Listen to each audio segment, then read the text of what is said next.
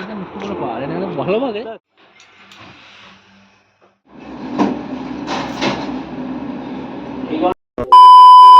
Hello বন্ধুরা, good morning and welcome back to my channel মিষ্টি zero zero. কেমন আছো সবাই? আশা করি অনেক ভালো আছো, সুস্থ আছো। আমি অনেক ভালো আছি, সুস্থ আছি। আমার নতুন একটা ভিডিওতে তোমাদের জানাই অনেক ওয়েলকাম। তো এখন ঘড়িতে বাজে 10:30। তো এখন আমি আর বরবাবুর দুজন মিলে বসে পড়েছি এই যে দেখো মুড়ি খেতে।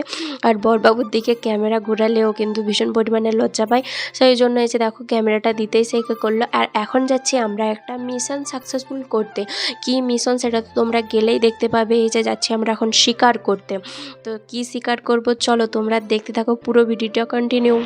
দুটা পারেলে দুটা পারেলে ওই দেখো ওই বড়টা পারেলে বড় পেলে কেন ওই তো খারাপ হয়। এই তো বাবা তো হ্যাঁ এটা পেরে দেবো, হ্যাঁ এই বড় পারবো, এই বড়টা এটা বড়টা হ্যাঁ এটা ভালো হয়, খুব হবে। ওদেরকে ছোটটাও রয়েছে। এই যে চারা, এই গাছটা ভালো হবে। কোন গাছটা? ওই গাছটা, ওই গাছটা, ওইটা কাদের বটে কি দিকে হতো হাঁ দিয়ে না লাগে গাছটা।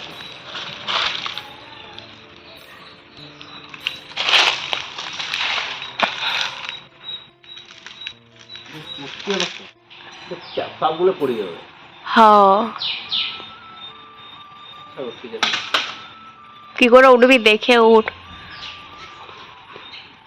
গ্রামের ছেলে ছিল এককালে, এ দেখে উঠবি। ভিডিওটা পড়ে গেল।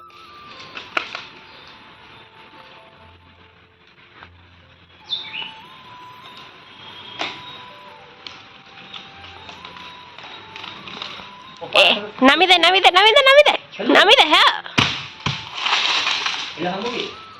ওইটা ভাঙবি, ভাঙলে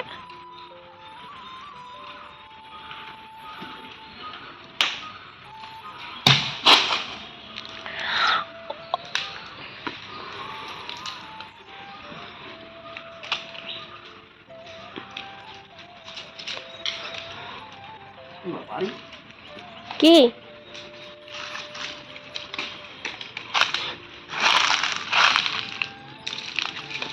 তো তোমরা তো দেখতেই পেলে হচ্ছে আমরা কি পারলাম গাছ থেকে, হচ্ছে ইচড় পারলাম। আর এখানে গাছগুলোতে কত পরিমাণে ইচড় ধরে আছে দেখতে পাচ্ছ।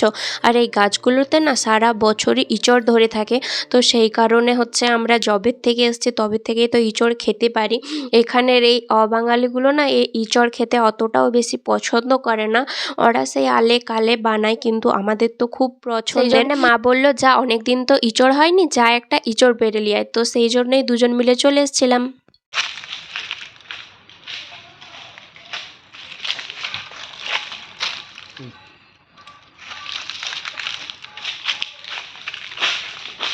শিকার করে নিয়ে আসছি আমরা, শিকার করে আনছি এখন হাতি, হ্যাঁ হাতি শিকার করে আনছি খরগোশ বাচ্চা, কচ্ছপ বাচ্চা খাবো এবার আমরা।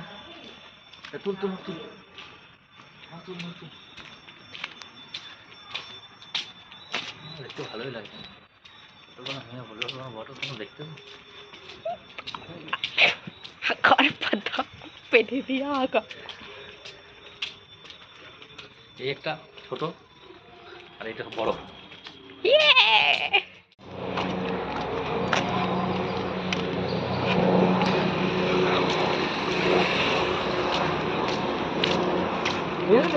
আরে এই যে ভালো লাগে, হ্যাঁ বুড়ায় নে এইটা ঠিক আছে, ইচ্ছে করে নিয়ে নেবো, এইটা ঠিক আছে। দেখবে চলো এটা বুড়াই নে। তো এই যে দেখো এখন রান্নাবান্নাও হয়ে গেছে, পুরো তাড়াতাড়ির মধ্যে রান্নাবান্না করতে হয়েছে, কারণ বরবাবু একটু পরে খাওয়া দাওয়া করে যাবে ডিউটিতে 12:30টার সময়। তো সেই কারণে এই যে দেখো রান্নাবান্না হয়ে গেছে, ইঁচড়ের তরকারি, সোয়াবিনের তরকারি, আর হচ্ছে তিলের বড়া। তো তিলের বড়া বলতে খসলার বড়া, কোন দিকে কোনটা চলে আমি তো জানি না, তো আমাদের ওইদিকে তিলের বড়া বলে।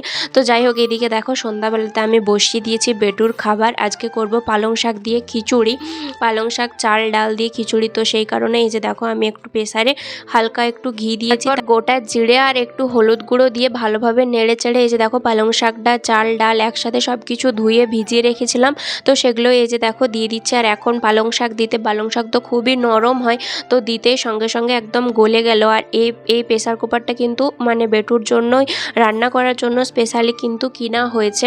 এই যে দেখো এটা কিন্তু ঘর থেকেই নিয়ে আসছিলাম।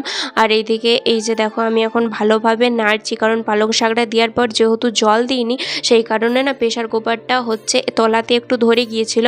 আর যে মানে ভালো করে তো দিতে হবে, চাল ডালগুলো যেহেতু খুব কম পরিমাণে দিয়েছি বেটুর একার জন্য, বাটির তলায় কিন্তু চাল ডাল পড়েছিল। আর শাকগুলো তো অনেক বড় জিনিস, তাই ওগুলো উপরেই ভেসেছিল। তো যাই হোক এটা এখন ভালোভাবে দিয়ে দিচ্ছি। আর এটা দেওয়ার পরে সঙ্গে সঙ্গে আমি জল দিয়ে দিয়েছি, কারণ আগেই বললাম হচ্ছে তলায় ধরে যাচ্ছিল, সেই কারণে যে দেখো আমি জল দিয়ে দিচ্ছি। আর এটা জল দিয়ে হালকা একটু নেড়ে তারপরে কিন্তু দিয়ে দেবো প্রেসার কুকারটা। আর এখন আমি বেটুর খাবারে হালকা করে লবণ দিই, কারণ লবণ না দিলে না বেটু খেতে চায় না, একটুখানি খাই দিয়ে তারপর আর খেতে চায় না। ওর টেস্ট বুঝতে পারে এখন সব কিছুরই, সেই কারণে সবাই বলছিল যে একটু দিলে কিছু হবে না। আর আমি ডাক্তারকে জিজ্ঞাসাও করেছি, তো বলছে না একটু দিতে পারো, কোনো কিছু হবে না। ওই দিকটাতে দেখো আমি তো বসিয়েই দিলাম ভালোভাবে, প্রেসার কুকারের ঢাকনাটাও লাগিয়ে দিয়েছি। আর ওই কড়াইটাতে কিন্তু দুধ হচ্ছিল, মানে দুধ গরম জল করে তারপর দুধের প্যাকেটটা দিয়ে দেওয়া হয়েছিল, যেহেতু দুধের প্যাকেটটা বরফ জমে গিয়েছিলো ওই কারণে ঠান্ডা হওয়ার জন্য। আর এইদিকে দেখো এখন ফৌজিবাবু মানে রেশনে কি কি সবজি আজকে পেয়েছে দেখো। এই যে দেখো ভেন্ডি, ক্যাপসিকাম, তারপর লাউ, কলা, তারপর হচ্ছে আপেল, আর ওইদিকে ছিল ডিম, আর এদিকে আলু, পেঁয়াজ, এগুলো সবই কিন্তু ও ওইখান থেকে নিয়ে এসছে। আর ওইদিকে শাক আছে, শাকগুলো কিন্তু মানে দোকান থেকে কিনে নিয়ে এসছে, শাক কখনোই দেয়নি, শুধুমাত্র এই গোটা সবজিই দেয়। আর শাকগুলো এখন ভাজবো বলে হচ্ছে রেডি করে রেখেছি। আর এইদিকে রয়েছে দেখো দুধ, তারপর রয়েছে কিন্তু পাউরুটি। তো এগুলোই কিন্তু এই হচ্ছে এই সপ্তাহের রেশন, প্রত্যেক সপ্তাহে যে কোনো একটা দিন দেয়। আর এই দিকটাতে দেখো এই যে কালো প্লেটটায় রয়েছে না, ওইটা কিন্তু ঘি দিয়ে মানে ঘি কাকারি করেছিলাম, মানে ঘি তৈরি করেছিলাম ঘরে দুধের সর দিয়ে, তো সেইটাই ওই কালো কালো রেখে দেওয়া হয়েছে। অনেক দিন ধরে ভাবছি মুড়ি খাবো, কিন্তু আর মুড়ি খাওয়া হয়ে উঠছে না। তারপর ওই যে বললাম না শাক নিয়ে এসেছিলাম, তো সেগুলোই এখন বেছে ধুয়ে ভালো করে আর কি একটা পলিথিনে ভরে তারপর সেটা ফ্রিজে রেখে দেওয়া হয়, কারণ এরকম করে রাখলে অনেক দিন কিন্তু ভালো থাকে। সেই কারণে এই যে দেখো আমি মাকে ভালো করে শাক টাক বেছে দিচ্ছিলাম যাতে ঘাস টাস না থাকে। আর শাকগুলোতে না প্রচুর পরিমাণে বালি ছিল, সেই কারণে এই যে দেখো ভালো করে ধুতেও হবে, না হলে হচ্ছে বালি রয়ে যাবে, আর তখন যখন বার করব তখন কিন্তু অতটাও ভালো থাকবে না। সেই কারণে ভালো করে ধুয়ে একটা পলিথিনের ভিতর রাখলে কিন্তু অনেক দিন ভালো থাকে। পালং শাকটা বাছা হয়ে যাওয়ার পর আরও একটা কিন্তু শাক আছে, আরও ধনে পাতা আছে, মানে এখনও দু রকমের শাক বাছতে হবে। দুপুরবেলাতে নিয়েছি, এখনই একটু দেখো কিরকম লতলতে হয়ে গেছে পাতাগুলো। আর সারাদিন বেটু ঘুমায়নি বলে আমরা কিন্তু বাছার একটুকুনো সময় পাইনি। তো এই বেটু ঘুমিয়েছে, তাই হচ্ছে ওকে খাইয়ে দাইয়ে ঘুম পাড়ানো হয়েছে, তাই সে ঘুমিয়েছে আর আমরা এখন সুযোগ পেয়েছি।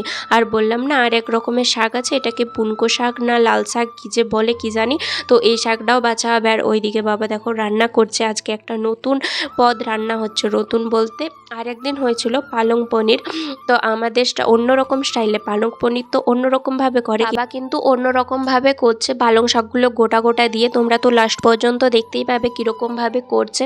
আর এদিকে দেখো আমি কিন্তু ভালোভাবে এই শাকগুলো বেছে দেওয়ার কিছু না, যেহেতু এই শাকগুলো অতটা মাটি ছিল না তাই কিন্তু অতটা নোংরাও হয়নি, বেশ ভালোভাবেই বাছা যাচ্ছিলো, শুধুমাত্র দেখে নিচ্ছিলাম যে শাকগুলোর মধ্যে কোনো ঘাস টাস আছে কি না। তো এই যে দেখো দুজন মিলে শাক ধনে পাতা সব কিছুই বাছা হয়ে যাওয়ার পরে এখন রাতের খাবার হয়ে গেছে, মানে এইমাত্র রুটি করলাম জাস্ট। আর তারপরে হচ্ছে এই যে দেখো এটা হচ্ছে পালং পনির। তো তোমরা অবশ্যই কমেন্ট করে জানাবে যে আমাদের মতো পালং পনির তোমরা খেয়েছো কিনা বা আগে বাড়িতে বানিয়েছো কিনা। তো এভাবেও যদি পালং পনির বানানো হয় খেতে কিন্তু খুবই ভালো লাগে, খারাপ লাগে এরকমটা কিন্তু না। তো আমাদের কিন্তু খেতে খুবই সুন্দর লেগেছিল, তোমাদের কীরকম লাগবে আমি জানি না। তো আজকে রাতের খাবার হচ্ছে আমাদের এটাই, পালং পনির আর হচ্ছে গরম গরম রুটি। এইমাত্র কি রুটি হয়েছে, কারণ বললামই তো বেটু ঘুমায়নি সেই জন্য রুটি করতে পারিনি। তো চলো বন্ধুরা আজকের মতো ভিডিওটা এই পর্যন্তই, দেখা হচ্ছে এর পরের ভিডিওতে, টাটা সবাইকে।